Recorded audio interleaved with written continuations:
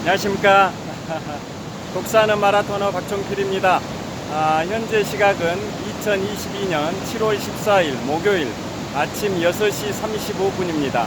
제가 잠실대교 남단에서 북단 방향을 촬영을 하고 있습니다.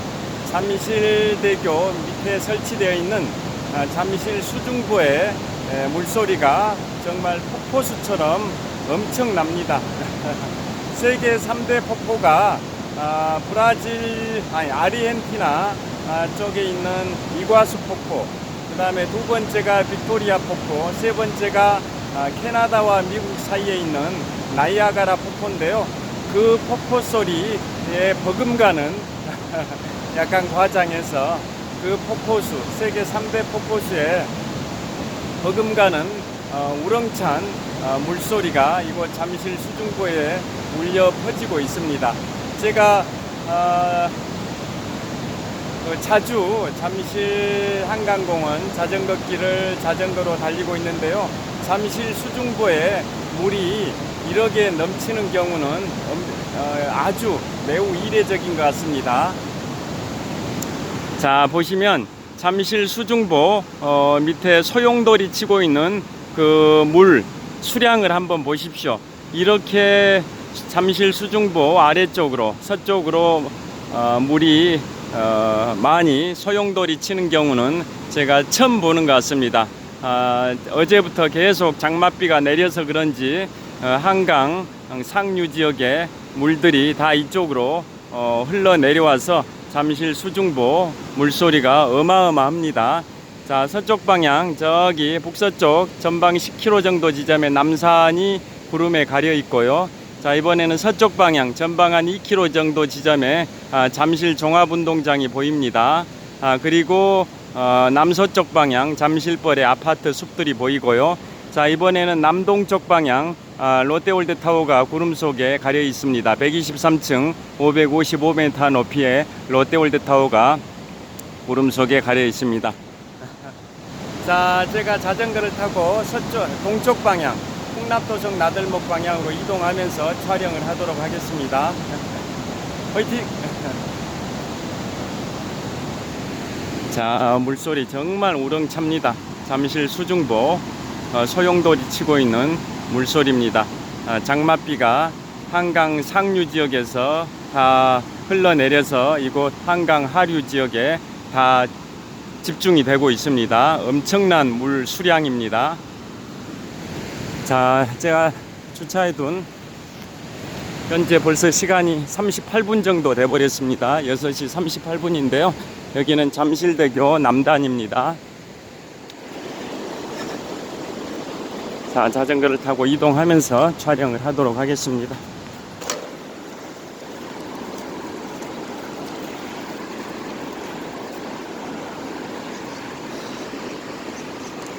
자, 잠실 수중보가 뭔 줄 아시죠? 이명박 대통령 당시에 4대강 사업을 하면서 낙동강, 한강, 영산강, 금강 4강에, 즉 4대강에 보를 설치했는데요. 총 16개 보가 있습니다. 그 중에 한강에 설치되어 있는 보는 경기도 여주시에 3개 보가 설치되어 있습니다. 이포보, 여주보, 강천보 3개의 보가 남한강 지역인 경기도 여주에 설치되어 있는데요. 그게 한강에 설치된 보입니다. 보가 이제 강에 물 차단하는 콘크리트 장벽 시설을 보라고 하지 않습니까? 그 다음에 낙동강에 설치되어 있는 보가 8개 정도인가 될 겁니다. 그 다음에 금강에 3개, 영산강에 2개가 설치되어 있는데요. 환경 파괴다 아니다 뭐 논란이 여전히 계속되고 있습니다. 그러한 보 4대강에 총 16개 보가 설치되어 있는데 그 중에 일부 보는 해체할 예정이라고 합니다. 자연의 물의 흐름을 차단시키면 생태계가 파괴된다 해서 해체할 예정이라고 뉴스에 보도를 받고요. 그 4대강 사업 하는데 무려 22조 원의 국민의 혈세가 투하되어 있어서 국가적으로 정책적으로 제대로 된 4대강 사업이었냐, 이런 논란이 여전히 계속되고 있습니다. 그렇지만 우리 자전거 마니아들 입장에서는 4대강에 설치되어 있는 자전거 길이 정말 자전거 고속도로로 뻗어 있어서 자전거 타는 라이더들한테는 4대강에 설치된 자전거 길이 자전거 고속도로 역할을 해주고 있어서 좋습니다. 이슬비가 내리고 있습니다. 그 다음에 방금 통과한 그 잠실 수중보 한강 하류 지역에 잠실대교 바로 밑에 수중보가 설치되어 있는데요. 수중보의 동쪽 지역은 상수원 보호구역이어서 일반 배들이 운항할 수가 없습니다. 반면에 잠실대교 서쪽 지역, 즉 수중보 서쪽 지역은 유람선 등이 운항할 수가 있는 그러한 구조로 되어 있습니다. 장맛비가 어제부터 계속 내리고 있어서 한강의 상류, 남한강이나 북한강에 물들이 계속 하류 지역으로 유입이 되고 있어서 팔당댐도 계속 방류를 하고 있을 것 같은데요. 그 물들이 이 잠실대교 쪽에 집중이 되면서 수중보를 넘어가는 물소리가 정말 우렁찬 모습이었습니다. 그걸 제가 촬영을 했습니다. 세계 1위 폭포 이과수 폭포, 2위 폭포 빅토리아 폭포, 3위 폭포 나이아가라 폭포 규모에 비하면 조족지열 세 발에 핍니다마는 수중보에 넘쳐나는 물소리가 엄청났습니다. 자, 오늘은 일본의 오사카 성과 윤봉길 의사와 관련된 말씀을 드리고자 합니다. 일본의 오사카 성과 윤봉길 의사. 자, 윤봉길 의사 하시면 의사 하면 다 아시죠? 1909년에 만주의 하얼빈에서 2등 방문 이토 히로부미를 저격한 분은 안중근 의사인데요. 안중근 의사는 1909년 10월 26일에 의거를 했고, 그로부터 정확히 5개월 후인 1910년 3월 26일에 리숭 감옥에서 순국을 하셨는데요. 그 안중근 의사가 뭐 유명하다라는 건 다 아시죠? 중국의 1세대 지도자 마오쩌둥 다음 지도자가 2세대 마오쩌둥 시대에 총서기를 했던 주원나이가 했던 유명한 말이 있습니다. 혁명을 하려거든 순원처럼 해라. 1911년 10월 10일 신해혁명의 주역인 순원, 선문이죠. 선문. 혁명을 하려거든 순원처럼 해라. 그러나 사나이 대장부가 되려거든 안중근처럼 해라라고 주원나이가 격천할 정도로 안중근 의사 유명하다라는 걸 잘 아실 거고요. 그리고 1932년 4월 상하이 홍커우 공원, 지금은 리순 공원으로 명칭이 바뀌었는데요. 그 당시 상하이 홍커우 공원에서 1932년 4월에 의거를 도시락 폭탄을 던지셨던 윤봉길 의사, 일본의 육군 대장 등을 폭사시킨 윤봉길 의사는 의거 직전에 김구 선생님과 시계를 교환했다라는 거 다 아실 거고요. 그 윤봉길 의사는 의거 직후에 이제 일본으로 압송이 되셔서 지금의 오사카성 거기에 이제 갇히시게 됩니다. 오사카성에 왜 갇히시냐? 거기에 보면 임진왜란의 주범인 풍신수길, 즉 이토 히로부미를 모시는 사당이 있습니다. 일종의 신사죠, 신사. 그 신사 바로 옆에 일제강점기 시절에 일본 육군의 형무소가 있었습니다. 일본 육군의 형무소가 있어서, 그래서 일제강점기였던 1932년 윤봉길 의사가 의거를 일으키셨을 때 바로 체포되셔가지고 그 일본의 육군 형무소가 있었던 그 오사카성 안에 갇히셨다가 다른 데로 잠깐 하루 이감되신 상태에서 처형을 당하셔서 즉 순국을 하셨는데요. 그 윤봉길 의사의 그 혼이 서려 있는 발자취가 남아 있는 곳이 바로 오사카성, 바로 또 풍신수길 도요토미 히데요시 사당의 바로 옆에 있습니다. 그래서 제가 지금부터 5년 전 2017년 7월에 5년 전 이맘때 일본 오사카와 교토를 여행을 했었는데요.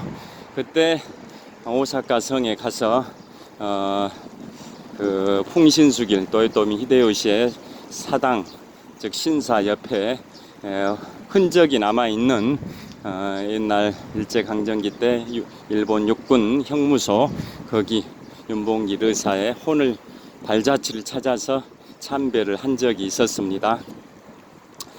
그러면 그 윤봉길 의사에 관해서는 또 어떠한 역사적 평가가 또 있냐면 중국의 국민당의 장제스 아까 그 안중근 의사에 대하여 격찬했던 분은 중국의 2인자였던 주언나이 당 총석이 마오쩌둥 다음 서열이었던 주언나이 즉 주은내 전 총리가 했던 그 유명한 말 아까 소개해 드렸지 않습니까?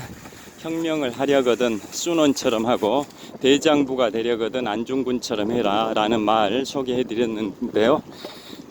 그건 중국의 2인자 주언나이가 했던 말이자 중국의 속담에도 그런 말이 있답니다.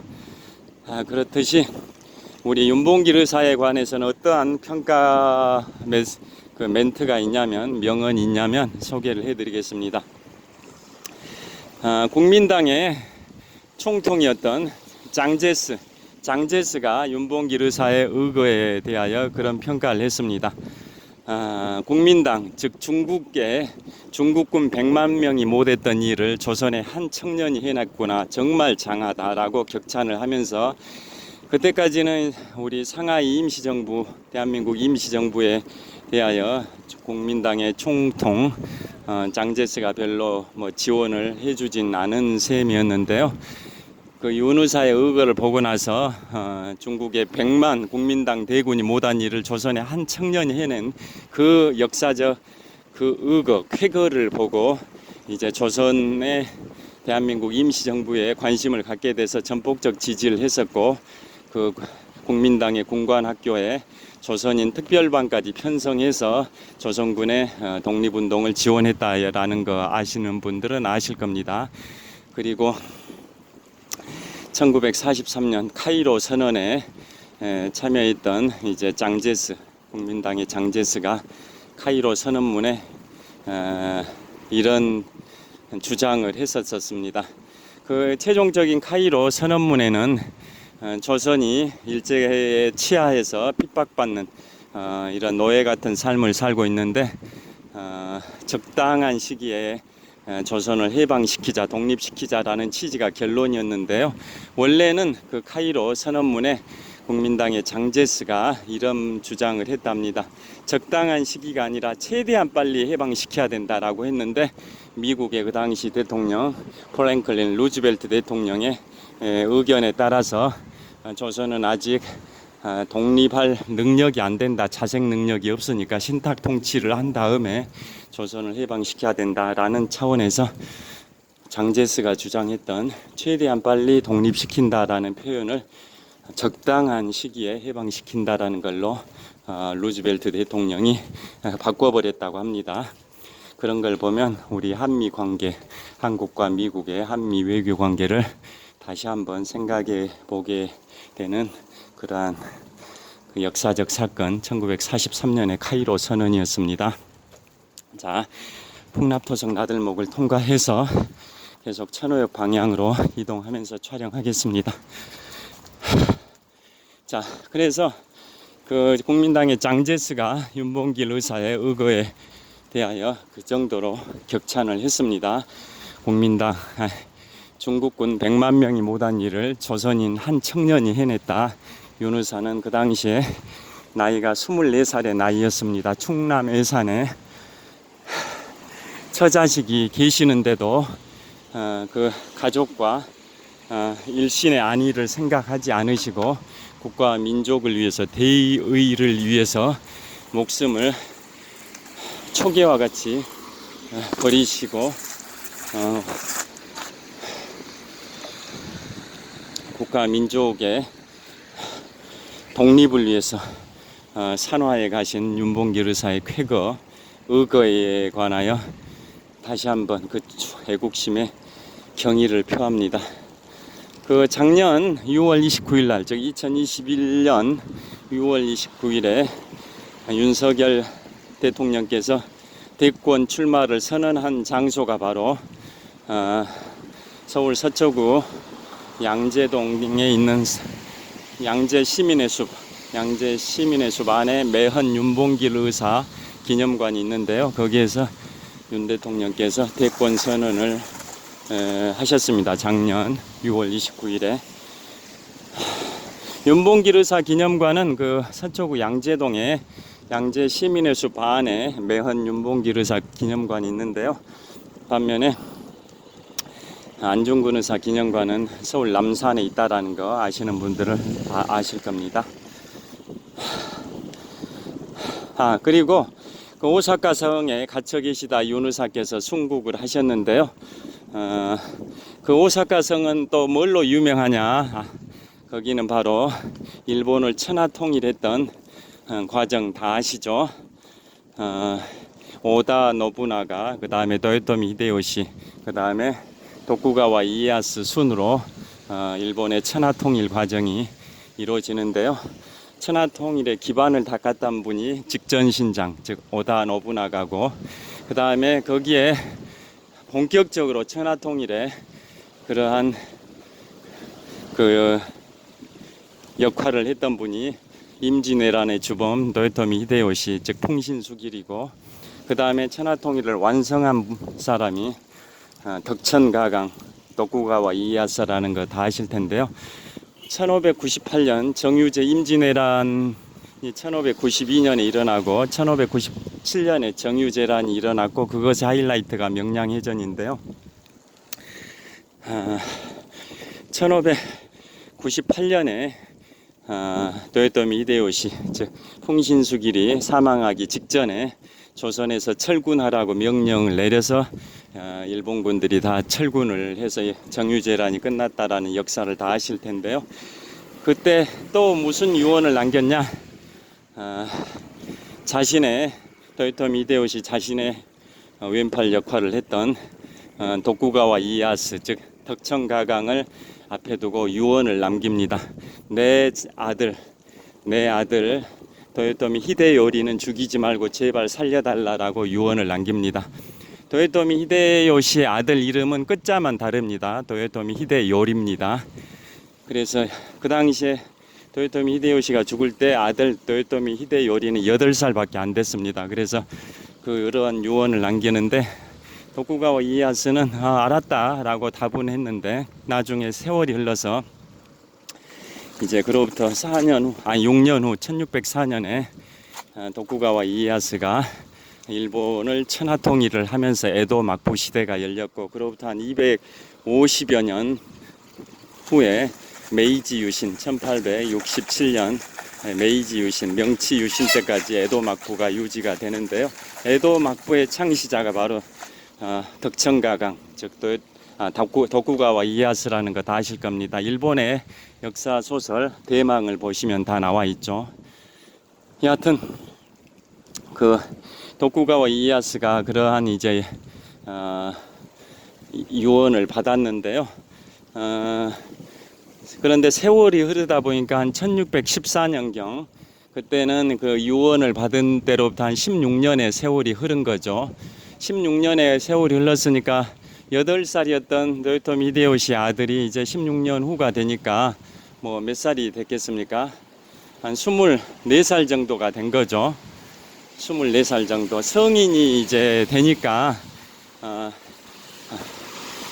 도쿠가와 이에야스 입장에서도 위협을 느끼는 겁니다. 성인이 된 도요토미 히데요시의 아들 도요토미 히데요리가 자신의 그 세상을 만들려는 시도를 할 수도 있겠다. 즉 도쿠가와 이에야스가 쌓아놓은 그 천하 통일의 그러한 그 위협을 엎어버릴 수도 있겠다라는 위협을 느끼죠.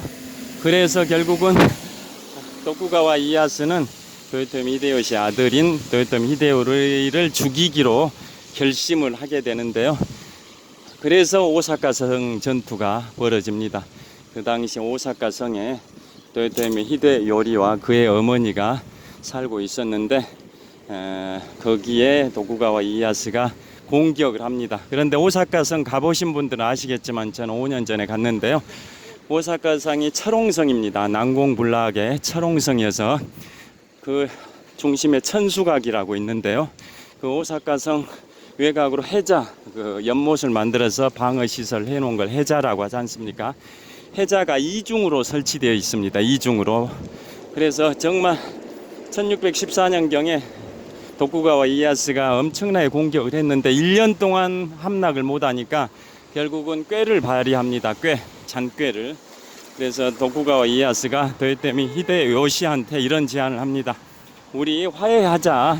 화해의 의미로 해자, 이중 해자 중에 바깥에 그 해자를 매립을 하자라고 했고, 도요토미 히데요리가 오케이 해가지고 매립이 이루어지는데 도쿠가와 이에야스는 거기를 바깥쪽에 해자를 매립한 척 하면서 안쪽에 해자까지 다 매립을 해버리죠. 야간 작업을 하면서. 그래가지고 결국은 이중 해자 모두 매립이 돼서 결국은 오사카성의 중심 천수각을 함락을 시키게 됩니다. 그때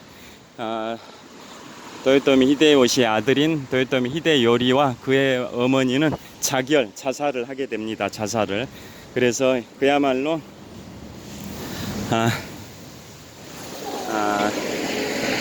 일본의 천하통일이 완성이 되는 그런 순간인데요. 실질적으로는 1604년에 도쿠가와 이에야스가 일본을 천하통일을 하는데 그 오사카성을 함락시킨 게 1615년경입니다.